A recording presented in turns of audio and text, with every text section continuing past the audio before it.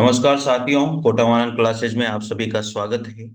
आज यहाँ पर थोड़ा सा आप लोगों के लिए मैं हिंदी साहित्य से संबंधित महत्वपूर्ण प्रश्न लेकर के आया हूँ।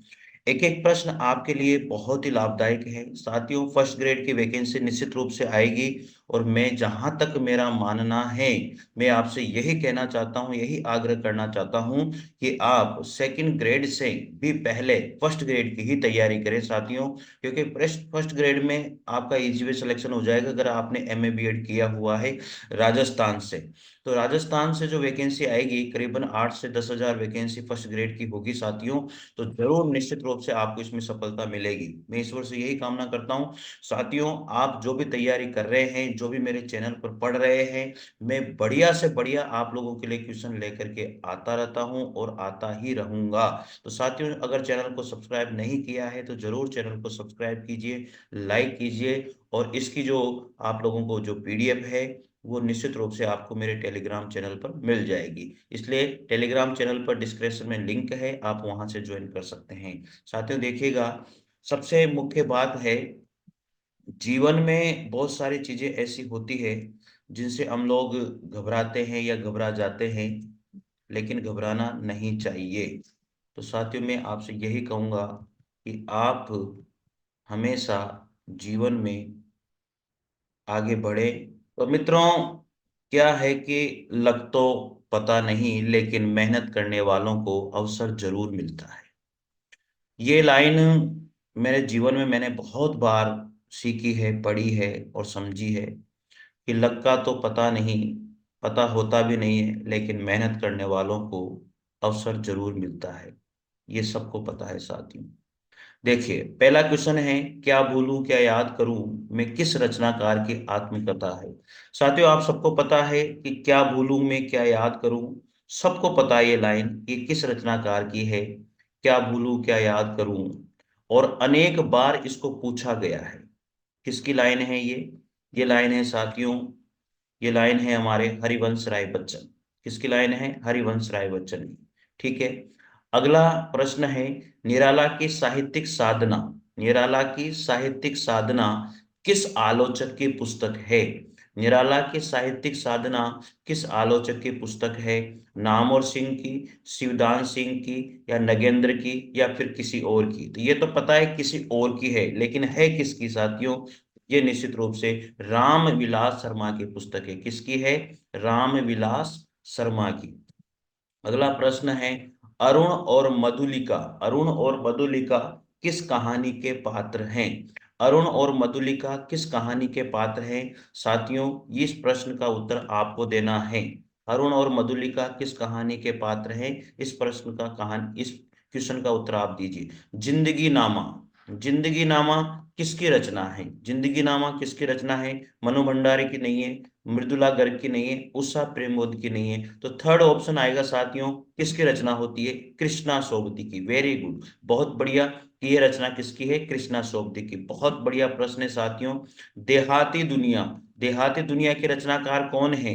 पुद्दुम लाल पुन्नालाल बख्शी तो है नहीं, हजारी प्रसाद द्विवेदी भी नहीं है, बलभद्र दीक्षित पंडित भी नहीं है। लेकिन यहाँ पर तीसरा ऑप्शन राइट होगा, शिव पूजन सहाय। जो देहाती दुनिया रचनाकार, देहाती दुनिया की जो रचनाकार है वो है शिव पूजन सहाय साथियों। अगला प्रश्न है, गेहूं और गुलाब। साथियों, गेहूं और गुलाब जो रचना है इसकी विधा क्या है? उपन्यास, कहानी, नाटक, क्या विधा होगी इसकी साथियों? ये विधा जो है, गेहूं और गुलाब जो है, संस्मरणात्मक रेखा चित्र है। गेहूं और गुलाब की रचना या विधा कौन सी है? ये एक संस्मरणात्मक रेखा चित्र है। अगला प्रश्न है, एक बूंद सहसा उछली, एक बूंद सहसा उछली, इसकी रचना की, ये किस विधा की रचना है?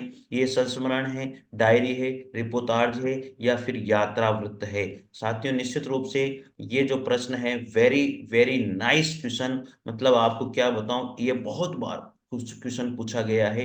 एक बूंद सहसा उछली की रचना की विधा है यात्रावृत्त। अगला प्रश्न है, जुलूस उपन्यास के लेखक कौन है? तो जुलूस उपन्यास के लेखक हैं फणीश्वर नाथ रेणु कौन है? जुलूस उपन्यास के लेखक हैं फणीश्वर नाथ रेणु। अगला प्रश्न है, निर्गुण संत कवियों में सर्वाधिक शास्त्रज्ञ एवं सुशिक्षित संत थे। निर्गुण संत कवियों में सर्वाधिक शास्त्रज्ञ एवं सुशिक्षित संत थे। तो ये प्रश्न का आंसर बहुत तगड़ा प्रश्न है, सुंदर दास। तो निर्गुण संत कवियों में सर्वाधिक जो शास्त्रज्ञ और सुशिक्षित संत थे वो थे सुंदर दास। अगला प्रश्न है, निम्नलिखित को सुमेलित करना है साथियों। तो निम्नलिखित को अगर हम सुमेलित करते हैं तो श्री संप्रदाय जो है किसका है? श्री संप्रदाय रामानुज का है। तो यहां से यहां तक इसको मिला देंगे। ब्रह्म संप्रदाय किसका है? ब्रह्म संप्रदाय मध्वाचार्य का है। रुद्र संप्रदाय किसका है? विष्णु स्वामी का है। सनक संप्रदाय किसका है? निम्बकाचार्य का है। तो साथियों में आपको इसमें थोड़ा सी ट्रिक बता देता हूं कि श्री संप्रदाय तो श्री राम तो श्री संप्रदाय किसका है? रामानुज का है। ब्रह्म संप्रदाय किसका है? मध्वाचार्य का है। तो ब्रह्म, तो जो ब्रह्म म आ रहा है इसका मतलब मध्वाचार्य का है। रुद्र संप्रदाय किसका है? रुद्र जो है भगवान शिव को कहते हैं, तो ये रुद्र संप्रदाय भगवान विष्णु का है, अर्थात विष्णु स्वामी का है। सनक संप्रदाय किसका है? निम्बकाचार्य का है। तो स और इसका नी ले लेंगे तो शनि बन जाएगा। तो सनक संप्रदाय किसका है? निम्बकाचार्य का है। तो ऑप्शन ए इसका राइट हो जाएगा मित्रों। चलिए अगला प्रश्न है, राधा वल्लभी संप्रदाय के प्रवर्तक कौन है? राधा वल्लभी संप्रदाय के जो प्रवर्तक हैं वो किसको माना जाता है? तो ऑप्शन है हित हरिवंश। कौन है? राधा वल्लभी संप्रदाय के प्रवर्तक कौन है? हित हरिवंश है मित्रों। चलिए, सनक संप्रदाय को कहा जाता है, अब सनक संप्रदाय को क्या कहा जाता है? अद्वैतवाद भी नहीं कहते, विशिष्टाद्वैतवाद भी नहीं कहते, द्वैतावाद भी नहीं कहते। जो सनक संप्रदाय है उसको है द्वैताद्वैत कहते हैं। क्या कहते हैं? द्वैताद्वैत कहते हैं साथियों, या द्वैताद्वैतवाद कहते हैं। क्या कहते हैं? द्वैताद्वैतवाद, इसको सनक संप्रदाय को कहा जाता है।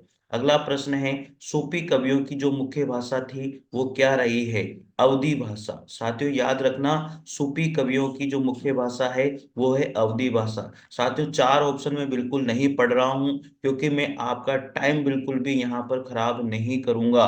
ये चैनल आपके लिए है और आपको जितने क्वेश्चन में बांट सकूं, जितने क्वेश्चन आपको दे सकूं वो मैं देने की कोशिश करता हूं मित्रों। तो सूफी कवियों की मुख्य भाषा है अवधी। साथियों, चैनल को सब्सक्राइब नहीं किया है तो चैनल को जरूर सब्सक्राइब कर लीजिए। यहाँ पर अनेक प्रकार के प्रश्न मैं आप लोगों के लिए लेकर के आता हूँ। आचार्य शंकर के मायावाद या अद्वैतवाद के खंडन कर अद्वैतवाद का खंडन कर जीव की स्थिति में सत्य की भावना किसने उपस्थित की थी? तो साथियों, जो आचार्य शंकर के मायावाद या अद्वैतवाद का खंडन करके, या शंकराचार्य यहाँ पर, ठीक है, कर जीव की स्थिति में सत्य की भावना किसने उपस्थित की थी? रामानुजाचार्य ने। किसने उपस्थित की थी? रामानुजाचार्य ने उपस्थित की थी। अगला प्रश्न है, वह संप्रदाय जिसमें कृष्ण ब्रह्म है और उनकी भक्ति ही ब्रह्म है, पाने के एकमात्र साधन है और राधा मान्य नहीं है, ऐसा संप्रदाय कौन सा है? द्वैतवाद संप्रदाय। कौन सा संप्रदाय? द्वैतवाद संप्रदाय मित्रों। अगला प्रश्न है, रामानुजाचार्य के श्री संप्रदाय को व्यापक और लोकप्रिय बनाने का श्रेय किसको जाता है? तो रामानुजाचार्य के श्री संप्रदाय को व्यापक और लोकप्रिय बनाने का जो श्रेय है साथियों, वो रामानंद को जाता है। किसको जाता है? रामानंद को जाता है। ठीक है। अगला प्रश्न है, भक्ति मार्ग में सर्वप्रथम जाति पाति का भेद निरर्थक माना है। भक्ति मार्ग में सर्वप्रथम जाति पाति का भेद किसने निरर्थक माना है साथियों? वो है रामानंद। भक्ति मार्ग में जाति पाति का जो भेद है वो निरर्थक किसने माना? रामानंद के द्वारा माना गया है। अगला प्रश्न है साथियों, निर्गुण संतों की विचारधारा के बीज कहाँ मिलते हैं? सिद्धनाथ कवियों की रचनाओं में। निर्गुण संतों की विचारधारा के बीज कहाँ मिलते हैं? सिद्धनाथ कवियों की विचारधाराओं में मिलते हैं साथियों। सिखों के पांचवें गुरु अर्जुन देव द्वारा संपादित श्री गुरु ग्रंथ साहब में किसकी कविता संग्रहित नहीं है? कबीरदास की, सूरदास की, मीराबाई की, या फिर तुलसीदास की? तो साथियों तुलसीदास की जो है, जो सिखों के पांचवें गुरु थे अर्जुन देव, उनके द्वारा संपादित था गुरु ग्रंथ साहब, उसमें संग्रहित रचना नहीं है, वो है तुलसीदास। कबीरदास की भी है, सूरदास की भी है, मीराबाई की भी। साथियों याद जरूर रखना, बहुत तगड़ा प्रश्न है। ठीक है। ज्ञान मार्ग की शाखा का एक छत्र सम्राट किसे माना जाता है? ज्ञान मार्ग की शाखा का एक छत्र सम्राट किसे माना जाता है साथियों? और वो है ज्ञान मार्ग की शाखा का एक छत्र सम्राट कौन है? कबीरदास है। कौन है साथियों? कबीरदास है। आप इसको जरूर याद कर लीजिएगा। कबीर की भाषा को पंचमेल खींचड़ी किसने कहा? बहुत लोग कंफ्यूज होते हैं। पंचमेल खींचड़ी कबीर की भाषा को किसके द्वारा कहा गया है? कबीर की भाषा को पंचमेल खींचड़ी किसने कहा है? तो वो है बाबू श्याम सुंदर दास। साथियों याद करना, कबीर की भाषा को पंचमेल खींचड़ी किसने कहा? बाबू श्याम सुंदर दास के द्वारा कहा गया है। कबीर की भाषा कबीर की भाषा को सद्दुकड़ी भाषा किसने कहा है? वो है आचार्य रामचंद्र शुक्ल। साथियों ये बात आपको याद रखनी है। कबीर की भाषा को पंचमेल खिचड़ी किसने कहा? बाबू श्याम सुंदर दास ने कहा है। और सद्दुकड़ी भाषा किसने कहा? वो आचार्य रामचंद्र शुक्ल के द्वारा कहा गया है। संत कबीर के संबंध में कौन सा कथन यहाँ पर साथियों इन्होंने बोला है कि असत्य है? तो देखो, कबीर जो है सिकंदर लोदी के समकालीन थे, बिल्कुल राइट है। संत कबीर है, संत रैदास कबीर के समकालीन थे, बिल्कुल सही है, क्योंकि ये इनके ही शिष्य थे। कबीर के काव्य में प्रतीक योजना सुसंबंध थी। कबीर के काव्य में प्रतीक योजना सुसंबंध थी, ये भी बिल्कुल राइट है। लेकिन आईने अकबरी में कबीर का उल्लेख नहीं है, जबकि आईने अकबरी में कबीर का उल्लेख किया गया है। इसलिए ये ऑप्शन गलत हो जाएगा। अगर यहाँ नहीं की जगह है होता तो ये ऑप्शन इसका राइट माना जाता। तो साथियों यही ऑप्शन इसको मानेंगे, क्योंकि असत्य पूछ रहा है वो। ठीक है। अगला प्रश्न है, कबीर के दोहे किस नाम से जाने जाते हैं? साथियों कबीर के जो दोहे हैं वो किस नाम से जाने जाते हैं? कबीर के दोहे साखी के नाम से जाने जाते हैं। किसके नाम से जाने जाते हैं? साखी के नाम से जाने जाते हैं मित्रों। रहस्यवादी संत कवियों में कबीर को सर्वोच्च माना गया है। रहस्यवादी संत कवियों में कबीर को सर्वोच्च किसने माना? किसने माना साथियों? डॉक्टर श्याम सुंदर दास के द्वारा जो कबीर है उनको रहस्यवादी संत कवियों में कबीर को सर्वोच्च मानने वाले जो कवि हैं वो है डॉक्टर श्याम सुंदर दास। आचार्य रामचंद्र शुक्ल ने भी नहीं माना, हजारी प्रसाद द्विवेदी ने भी नहीं माना, बाबू गुलाब राय ने भी नहीं माना। लेकिन रहस्यवादी संत कवियों में जो कबीर को सर्वोच्च मानने वाले हैं वो हैं डॉक्टर श्याम सुंदर दास। अगला प्रश्न है, संत कवियों का ब्रह्म या परम तत्व एकेश्वरवादी विचारधारा से पुष्ट किसके निकट है? संत कवियों का ब्रह्म या परम परम तत्व एकेश्वरवादी विचारधारा से पुष्ट किसके निकट माना जाता है? द्वैतवाद के? बिल्कुल नहीं। देतादेतवाद के? नहीं। शुद्धाद्वैतवाद के? नहीं। तो साथियों किसके द्वारा माना जाता है? अद्वैतवाद के द्वारा माना जाता है। मित्रों बहुत तगड़े प्रश्न है भाई। कबीर किस मुगल शासक के समकालीन माने जाते हैं? तो कबीर जो है सिकंदर लोदी के समकालीन माने जाते हैं। साथियों अकबर के भी नहीं, मुल्ला दाऊद के भी नहीं, अलाउद्दीन खिलजी के भी नहीं, लेकिन सिकंदर लोदी के समकालीन किसको माना जाता है? कबीर दास जी को माना जाता है। साथियों ये प्रश्न आपको जरूर याद होगा। कबीर की पत्नी का क्या नाम था? ऑप्शन है रत्नावली, कमावली, चंद्रावती या फिर लोही। तो साथियों लोही जो है इसका ऑप्शन राइट हो जाएगा। कबीर की पत्नी का क्या नाम था? लोही था साथियों। क्या नाम था? लोही। साथियों उलट बांसी का अर्थ क्या है? उलट बांसी का अर्थ क्या है? तो मित्रों इसका आंसर आप जल्दी दीजिए, फटाफट कमेंट कीजिए। उलट बांसी का अर्थ है एक प्रकार का काव्य छंद, किस बात का उल्टा जवाब देना, या हठ योग साधना की विशेष साधना। साथियों ये बहुत तगड़ा प्रश्न है, आप इसका आंसर जरूर नोट कीजिए। विशिष्ट प्रतीकात्मक काव्य शैली। उलट बांसी उलट बांसी का उलट बांसी का अर्थ क्या होता है? विशिष्ट प्रतीकात्मक काव्य शैली। साथियों नोट कर लीजिएगा आप इसको। उलट बांसी का अर्थ होता है विशिष्ट प्रतीकात्मक काव्य शैली।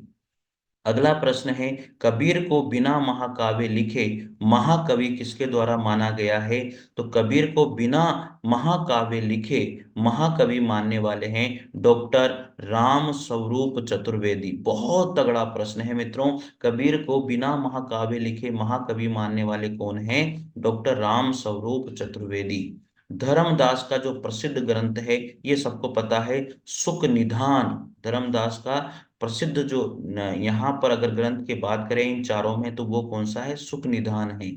संतों ने नारी के किस रूप की निंदा की थी साथियों? संतों ने नारी की जो है कामिनी रूप की निंदा करी है, अशिक्षित की नहीं, पतिव्रता की भी नहीं, संपूर्ण नारी जगत की भी नहीं, लेकिन जो कामिनी वाला जो रूप है उसके उस रूप की निंदा जो है संतों ने नारी के रूप की करी ही साथियों। अगला प्रश्न है, दादू की रचनाओं का संग्रह हरड़े वाणी नाम से किसने किया था? तो दादी जो दादू है, दादू की रचनाओं का जो संग्रह है वो हरड़े वाणी नाम से किया था, संत दास और जगन दास के द्वारा किया गया था। जगन्नाथ दास या संत दास के द्वारा इस वाणी का यहाँ पर जो है संग्रह किया गया था। उदयभान चरित किसकी रचना का दूसरा नाम है? उदयभान चरित जो है रानी केतकी की जो रचना है, उदयभान चरित जो है रानी केतकी की कहानी, इस रचना का नाम दूसरा नाम माना जाता है उदयभान चरित। तो मित्रों याद करना, यह प्रश्न भी बहुत अच्छा प्रश्न है। उदयभान चरित किस रचना का दूसरा नाम माना जाता है? रानी केतकी की कहानी का दूसरा नाम माना जाता है। तो मित्रों ये प्रश्न थे आप लोगों के लिए, बहुत तगड़े प्रश्न हैं, 35 क्वेश्चन के आसपास हैं, और इन प्रश्नों को जरूर आप दोहरान करें, रिवीजन करें मित्रों। ठीक है, तो साथियों फिर मिलते हैं अगले वीडियो के साथ, तब तक के लिए जय हिंद, जय हिंद, जय हिंद, जय हिंद, जय भारत। Thank you.